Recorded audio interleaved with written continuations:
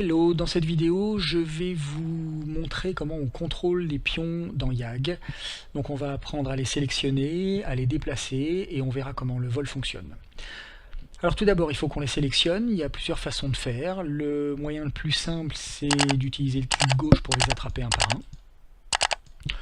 On peut également faire du drag avec la souris pour créer un cercle de sélection qui attrapera tout ce qui est à l'intérieur évidemment. Si on maintient le contrôle gauche appuyé, la sélection devient additive et soustractive et on peut maintenant choisir, comme vous voyez. Ça fonctionne à la fois pour la sélection et pour la désélection. Par exemple, si je veux sélectionner tout sauf un pion, je peux les sélectionner tous et désélectionner uniquement celui que je veux exclure en maintenant la touche CTRL appuyée. On peut enfin utiliser le CTRL A pour sélectionner tous les pions identiques à ceux qui a déjà été sélectionnés. Alors pour les besoins de l'exemple, je vais multiplier le chaman ici, hop, comme ça. Vous voyez que je peux maintenant sélectionner un guerrier et les attraper tous avec un CTRL A. Je peux faire évidemment la même chose avec les chamans, mais je peux aussi sélectionner un petit échantillon de chaque groupe et le CTRL A va compléter les deux collections.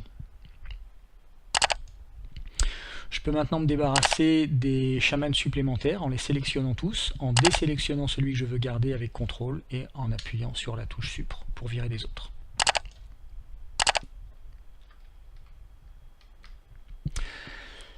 Alors pour déplacer des pions dans YAG, il faut les sélectionner bien entendu, et ensuite vous maintenez le clic droit appuyé pour choisir une destination, et lorsque vous relâchez le clic, les pions vont vers cette destination. On peut également faire tourner la formation cible en maintenant le clic droit appuyé et en tournant la molette de la souris. Une fois qu'ils ont fini leur déplacement, vous pouvez les réorienter correctement de la façon habituelle, c'est-à-dire en maintenant la touche R appuyée et en mettant la souris là où vous voulez qu'ils regardent. Alors pour le fun, on va les repositionner comme ils étaient au départ et les réorienter également. Et voilà, ils n'ont pas bougé. Alors on va regarder maintenant comment l'altitude fonctionne avec ce griffon. Il y a un point essentiel, absolument essentiel à comprendre, et c'est le suivant. Chaque pion a une altitude cible et il va faire tout ce qu'il peut pour s'y maintenir. Donc si le sol est au-dessus de cette altitude cible, il marchera, et si le sol est en dessous de cette altitude cible, il volera. Pour changer l'altitude cible d'un pion, on utilise la touche T et optionnellement on peut déplacer la souris vers le haut ou vers le bas. Par exemple, je peux ici sélectionner le griffon, maintenir la touche T appuyée et déplacer la souris vers le haut. Et de cette façon, le griffon va essayer de rester en l'air. Donc ça c'est plutôt évident. De façon plus intéressante, je peux redéfinir son altitude cible sous la surface du sol ici. Et vous voyez que quand il va arriver sur le sol, il marchera. Et quand le sol sera en dessous de son altitude, il volera à l'altitude qu'on lui a définie. Alors notez qu'il n'est pas nécessaire de déplacer la souris. Si je veux que le griffon reste à l'altitude du sol actuel, je peux simplement redéfinir son altitude de référence en appuyant juste sur la touche T. Et vous voyez que maintenant, quand il va quitter la plateforme, il va décoller très élégamment.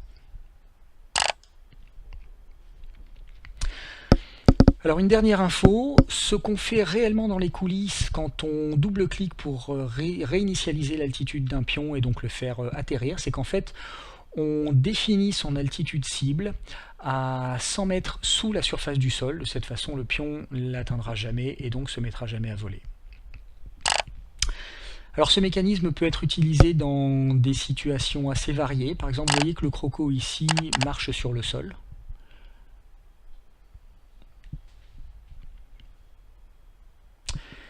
Mais si je redéfinis son altitude de référence au niveau de la surface de l'eau, par exemple comme ça, et bien désormais, quand il rentrera dans l'eau, il se mettra à nager à la surface.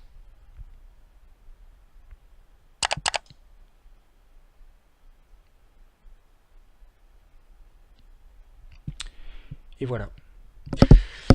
Eh bien, j'espère que c'était utile, je vous remercie d'avoir regardé cette vidéo et j'espère vous voir dans la prochaine. A bientôt, ciao.